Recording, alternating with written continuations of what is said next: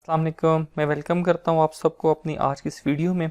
ये video second part है मेरी एक सीरीज़ का कि जिसमें मैं आपको सर्वे डेटा एनालिसिस एक एसपीएस सॉफ्टवेयर में करना सिखा रहा हूँ। लास्ट वीडियो में मैंने आपको प्रॉब्लम स्टेटमेंट के बारे में बताया था, जो हमारे वेरिएबल्स थे, इनपुट आउटपुट्स के बारे में बताया, क्वेश्चंस और उसकी डिस्क्रिप्टिव स्टैटिस्टिक्स हम कैसे फाइंड करते हैं, ये सारा मैंने बताया था। आज की इस वीडियो में मैं आपको ये बताऊँगा कि अगला स्टेप ये होता है डेमोग्राफिक एनालिसिस। डेमोग्राफिक एनालिसिस का मतलब ये है कि आप ये देखते हो आपने जो सर्वे कलेक्ट किया है उसमें हर एक जो आपकी डिफरेंट कैटेगरीज हैं उसमें आपके रिस्पॉन्सेज कैसे आए हैं।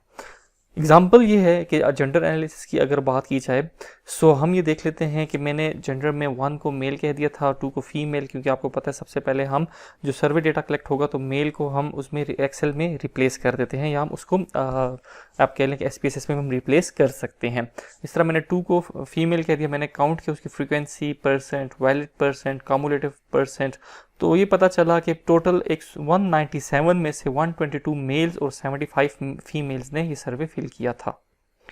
इसी तरह मैंने ये आप देख सकते हैं इस पैराग्राफ में मैंने 4 एज के आप डिफरेंट कैटेगरीज बनाई थी।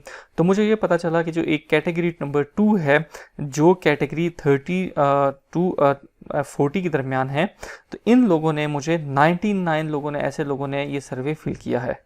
इसी तरह जेंडर और एज के बाद मैंने साइंटिफिक क्वालिफिकेशन उसकी मैंने 4 क्लासेस दी थी, intermediate, diploma, bachelors, masters and PhD. तो इसका भी डिस्क्रिप्टिव स्टैटिस्टिक की मुझे ये टेबल मिल चुका है।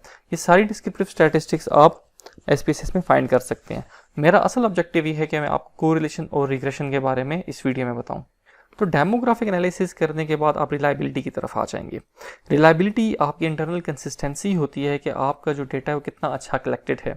रिलायबिलिटी 2 तरीकों से चेक होती है। एक ये कि आपने किसी एक स्पेसिफिक डायमेंशन या वेरिएबल को फाइंड करने के लिए आपने जितने क्वेश्चंस पूछे हैं आप उन तमाम को सिलेक्ट करें और आप उनकी रिलायबिलिटी चेक कर लें। मैं अभी आपको चेक करके भी बताऊंगा। इसी तरह एक दूसरी रिलायबिलिटी लोग इस तरह फाइंड करते हैं कि ओवरऑल डेटा को सिलेक्ट कर लेते हैं, उसकी रिलायबिलिटी चेक करते हैं।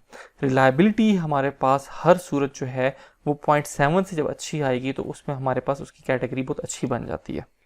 आप ये देख सकते हैं अगर आपके सर्वे डेटा की रिलायबिलिटी 0.9 से ग्रेटर है तो आपका सर्वे बहुत अच्छा है, एक्सीलेंट। 0.8 से बड़ा है, ग्रेटर वैल्यू आई है तो गुड। 0.7 से ज़्यादा है एक्सेप्टेबल, इसलिए मैंने कहा कि 0.7 से ज़्यादा होनी चाहिए। और अगर 0.7 से कम आ गई है तो क्वेश्चनेबल की क्या प्रॉब्लम आ गई है। प्रॉब्लम ये होती है कि अक्सर हमारे जो क्वेश्चंस होते हैं उनकी टोन या उनका वे ऑफ आस्किंग जो होता है वो ठीक नहीं होता। हमने कोई क्वेश्चन पॉजिटिव सेंस में पूछा होता है और किसी में हमने उन्हें क्वेश्चन मार्क या जिसने कहते हैं नेगेटिव सेंस डाल देते हैं। मतलब कहीं आपने किसी में सिंपल क्वेश्चन पूछा और किसी में आप डाल दें कि नॉट, और या आपने कोई ऐसी चीज़ पूछ ली जो उसके ऑपोजिट आ रही है, सो लिकट स्केल के तहत वो सारे रिप्लाईज उल्टे हो जाएंगे। सो इन दैट केस आपका जो क्वेश्चन ये है या तो क्वेश्चनेबल, पुअर या अनएक्सेप्टेबल रेंज में आ जाएगा। इस चीज़ की आपने बहुत ज़्यादा केयर करनी है। रिलायबिलिटी एनालिसिस करने के लिए आप एनालाइज पे क्लिक करेंगे। एनालाइज पे क्लिक करने के बाद स्केल पे क्लिक कीजिएगा और उसके बाद रिलायबिलिटी एनालिसिस, ये आपके पास एक नई विंडो ओपन हो जाएगी। इसमें आपने शिफ्ट प्रेस करना है पहले, और शिफ्ट प्रेस करने के बाद जितने आपके वेरिएबल हैं किसी एक स्पेसिफिक क्वेश्चन से रिलेटेड, जिस तरह यहाँ पर 12 क्वेश्चन है TQR से रिलेटेड, तुर्किश कतर रिलेशनशिप, इन सारों को आप एक दफ़ा सेलेक्ट करके एरो का बटन दबा के यहाँ शिफ्ट कर दीजिएगा। स्टैटिस्टिक्स में आइएगा, यहाँ पर आपको नज़र आ रहा होगा कि आपने यहाँ पर आपने क्या चीज़ फाइंड करनी है। आप यहाँ पे सेलेक्ट कीजिएगा स्केल इफ आइटम डिलीटेड, इस पे लाजमी क्लिक कीजिएगा। ये आपको हेल्प करेगा कि अगर आपके कोई क्वेश्चन है उसके डिलीट करने से अगर आपकी रिलायबिलिटी ज़्यादा हो रही है तो आपको आइडेंटिफाई कर देगा और आपने उस क्वेश्चन को डिलीट कर देना, ताकि और उसको आपने अपनी फर्दर एनालिसिस में नहीं लिखना, नहीं इंक्लूड करना। आपने इसको क्लिक कर दीजिए। आप इसके बाद कंटिन्यू पे क्लिक कीजिएगा। कंटिन्यू पे क्लिक करने के बाद आपने मॉडल जो है यहाँ पे अल्फा रखना है, क्योंकि आप क्रोन बैच अल्फा के तहत आप रिलायबिलिटी फाइंड कर रहे हैं। और इसके बाद आपने सिर्फ ओके प्रेस कर देना। ये देखें आपके पास सारी की सारी आ गई रिलायबिलिटी के। ये जो क्रोन बैच अल्फा हमारे पास ये वेरिएबल था TQR वाला, इसकी रिलायबिलिटी 0.927 है, बहुत अच्छी रिलायबिलिटी और डेटा क्वालिफाई कर गया, एक्सीलेंट डेटा है। इसके बाद ये बताया जा रहा है कि अगर ये हमारे पास 12 क्वेश्चन थे, अगर हम किसी को डिलीट करते हैं तो डिलीट करने से रिलायबिलिटी पे क्या फ़र्क पड़ेगा, क्योंकि ये बहुत एक अच्छा सर्वे डिज़ाइन हुआ, इसीलिए इन तमाम की जो क्रोन बैच अल्फ़ा वैल्यूज़ हैं वो क्वेश्चन के डिलीट करने से कम हो रही हैं। इन केस अमूमन ज़्यादातर जो लोग मुझे कंसल्ट करते हैं उनमें ये होता है कि सर्वे में प्रॉब्लम्स होती हैं, तो ज़्यादातर केसेस में क्वेश्चन को डिलीट करने से आगे जो रिलायबिलिटी ज़्यादा हो रही होती है तो हम उस क्वेश्चन को फिर इग्नोर कर देते हैं या डिलीट कर देते हैं। ये मेरे पास चार वेरिएबल्स और एक ओवरऑल क्वेश्चनर की मैंने रिलायबिलिटी आपको फाइंड करके बता दी। इस तरह आपने हर एक की रिलायबिलिटी फाइंड करनी है और आखिर में पूरे के पूरे क्वेश्चनर की रिलायबिलिटी भी आपने हर सूरत फाइंड करनी है। ये करने के बाद बात आती है कि क्या हमारे जो वेरिएबल्स हैं उनमें कोरिलेशन है या नहीं, क्योंकि हमारे पास एक डिपेंडेंट वेरिएबल और 3 हमारे पास इंडिपेंडेंट वेरिएबल है। हम कोशिश करते हैं कि हम वो वेरिएबल सेलेक्ट करें जिनमें इंडिपेंडेंट और डिपेंडेंट के दरमियान वो आपस में कोरिलेटेड हों ताकि हमारे पास रिजल्ट अच्छे आ सकें। अगर हमारा कोई वेरिएबल कोरिलेटेड नहीं होगा तो वो रिग्रेशन एनालिसिस में और कोरिलेशन दोनों में हमें इनसिग्निफिकेंट उसके रिजल्ट्स आएंगे और उसका इतना इफेक्ट नहीं होगा और वो आर स्क्वायर एडजस्टेड की जो वैल्यू होती है रिग्रेशन एनालिसिस में उसको भी कम कर देगा। अब बात करते हैं कोरिलेशन एनालिसिस की। सो कोरिलेशन एनालिसिस एक स्टैटिस्टिकल टेक्निक है और ये बताता है कि दो वेरिएबल्स के दरमियान क्या जो रिलेशनशिप है वो स्ट्रॉन्ग है या मीडियम स्ट्रॉन्ग या मीडियम वीक कह लें नेगेटिव है या माइल्ड पॉजिटिव या माइल्ड नेगेटिव है, highly strongly positive strongly negative है। ये चीज़ हमें ये बताता है। सो हमारे पास चूंकि हम ये लिकेट स्केल, ये सारा सर्वे लिकेट स्केल पे डिज़ाइन था, इसीलिए हम स्पीयरमैन कोरिलेशन टेस्ट यूज़ करेंगे। मैंने यहाँ पे लिखा है कि स्पीयरमैन एक नॉन पैरामेट्रिक टेस्ट है। नॉन पैरामेट्रिक टेस्ट वो होते हैं कि जिसमें हम डेटा की डिस्ट्रीब्यूशन को नहीं देखते कि ये नॉर्मली डिस्ट्रीब्यूटेड है या कौन सा इसकी डिस्ट्रीब्यूशन है।